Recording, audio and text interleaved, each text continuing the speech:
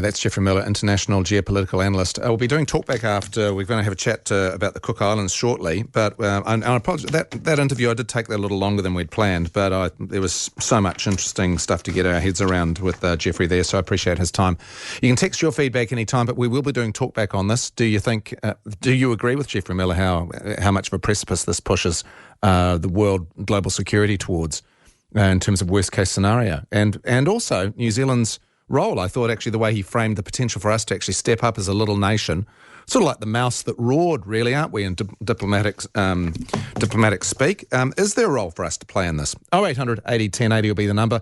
I imagine in terms of the big piece of news, of course, is America attacking Iran and those 3 nuclear facilities. My interview with Jeffrey Miller there, which was it didn't make me feel particularly relaxed about the situation. But what's your thing? What's your response? Do you think the states have done the right thing, or are you as concerned as Jeffrey is that it was madness? Basically, sums it up. It is 24 minutes to 4 News Talk ZB. Challenging the status quo. Politics Central on the Weekend Collective on News Talk ZB. Yes, News Talk ZB. Just before we go to the calls, we've got people lined up already. You know what? I hate the expression. I don't hate the expression "time will tell," but it's not necessarily helpful. But time will tell whether Trump's made the right move. But the thing that actually, I guess, the one thing out of that Jeffrey Miller interview that really resonated with me was the fact that when he talked about Trump being persuadable. And he seems to, if he ends up in the thrall of someone, and I'm pretty sure that Netanyahu is in his ear. And it worries me that if he is being persuadable by Netanyahu, who I wouldn't trust as far as I could throw him, that's what worries me. Because as we've seen, he's undermined the advice and the comments of his own Director of National Intelligence, Tulsi Gabbard. So I just don't know whether they've acted on the right intelligence. I significantly doubt it. And I think it's a very inflammatory step to take. But again, the other silly expression is fingers crossed, But we'll see what you all think about this. Dallas, hello.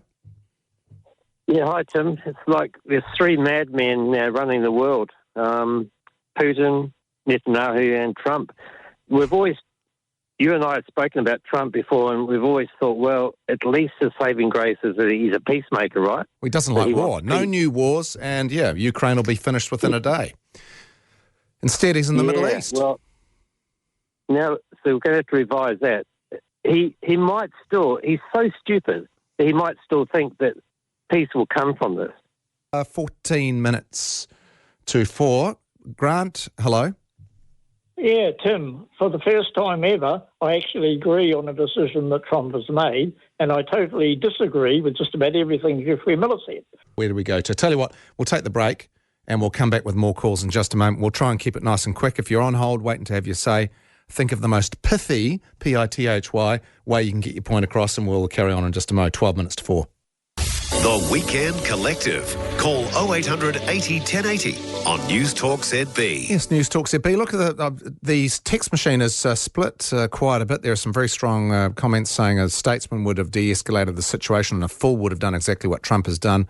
To the other ones, another one saying Iran has been openly chanting and teaching death to America, death to the West daily for 50 years. Peace hasn't had a chance and won't now, says Simon. And quite a few people who also agree with what Trump has done. Sue, hello. Hi, Tim. Look, Jeffrey Miller, right on the button. Trump has made, I feel, a Netanyahu-based decision. By rushing in, he's opened Pandora's box. Russia had 20 nuclear scientists working in Iran. Will they react to what's happened now?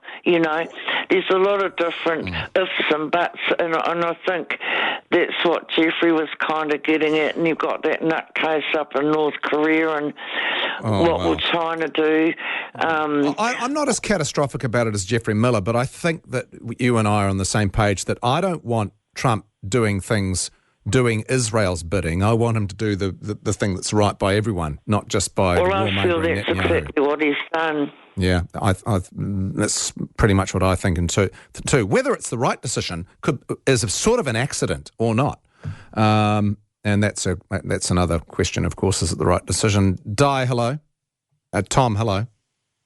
Hi there. I hope it doesn't end up like Team America. The only thing he's got in his favour is that Putin's all tied up in Ukraine. Yeah. So he can't get involved. Oh, look, I mean, Putin doesn't want nuclear war, nor does China. I mean, I'm not going to go for World War III, but I certainly think it's certainly been destabilising. But yeah. Hey, thanks, Tom. Suddenly we're so short of time, so we've just got time for one more. Steve, hi. Good, mate. How are you? Good.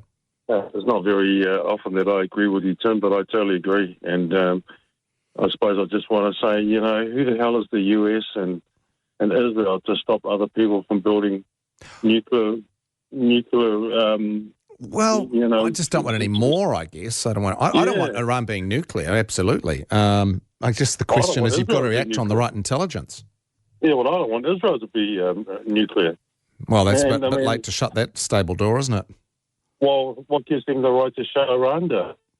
But I think we'll draw a line under it there. No doubt it's not going to be the only time we're going to do some talk back on that. I'm sure the daytime host tomorrow will be picking up on this one as well. Plunkett Unchained on the platform. Can I just say, I note Maserati, Mike and his mates over at taxpayer-funded News Talk ZB are saying, quoting some woke guy, Geoffrey Miller, we could be on the brink of World War III. Well, what do I expect from mainstream media except taking a narrative and bending it utterly out of shape? We have talked, I think, to someone with incredible strategic military knowledge this morning, in Sean Bell, former RAF Air Vice Marshal, and we've talked to literally the heart of the Knesset. We've talked to the Deputy Foreign Minister of Israel, and we've talked to each other, and we've taken our assessment. And despite what the woke media tell you, and they want to whip this up, this isn't World War III, and it's not going to be World War III.